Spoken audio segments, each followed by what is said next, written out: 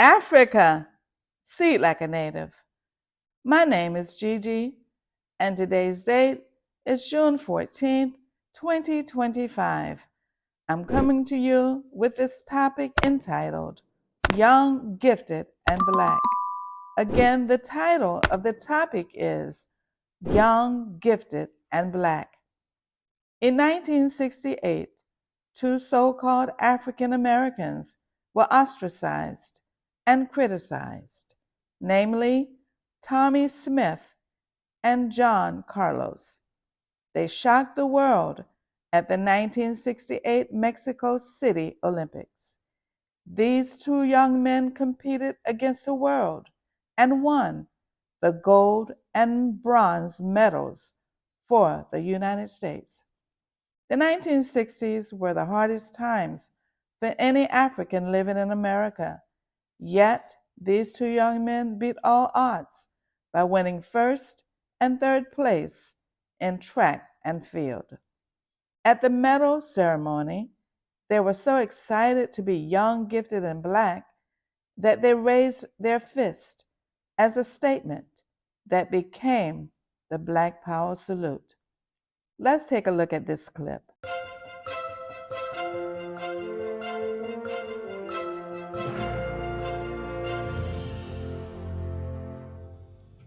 On October 16, 1968, two award-winning U.S. athletes used the medal ceremony at the Olympics to protest racial inequality in America.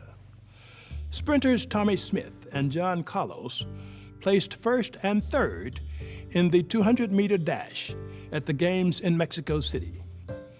As the national anthem played, rather than hold their hands over their hearts and face the American flag, they bowed their heads and raised black-gloved fists in a silent protest. Both men removed their shoes and wore black socks to signify. The Black Power salute was a defiant statement against the systematic oppression of Black people in the United States and marked a defining moment in the history of civil rights activism.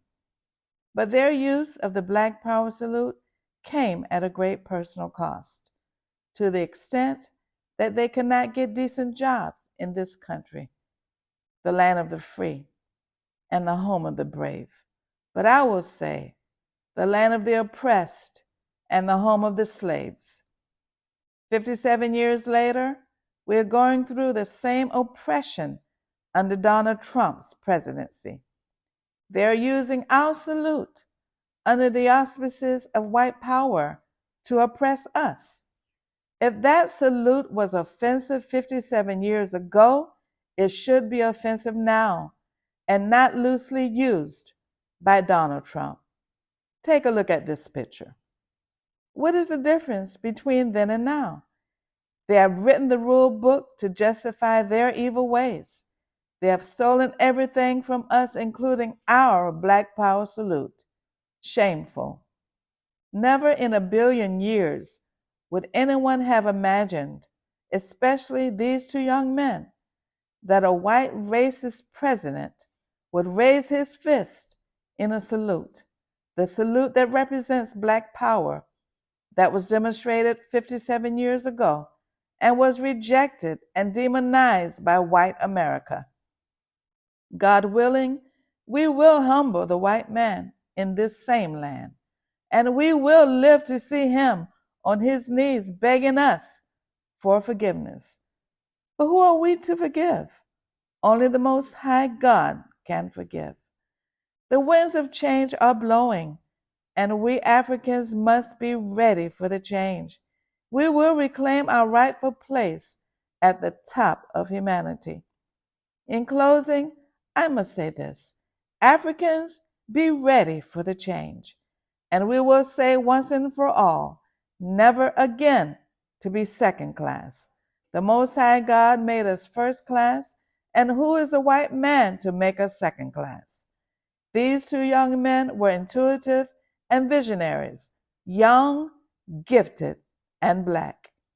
I will conclude with Isaiah 60:14, and it reads, "The sons also of them that afflicted thee shall come bending unto thee, and all they that despise thee shall bow themselves down at the soles of thy feet."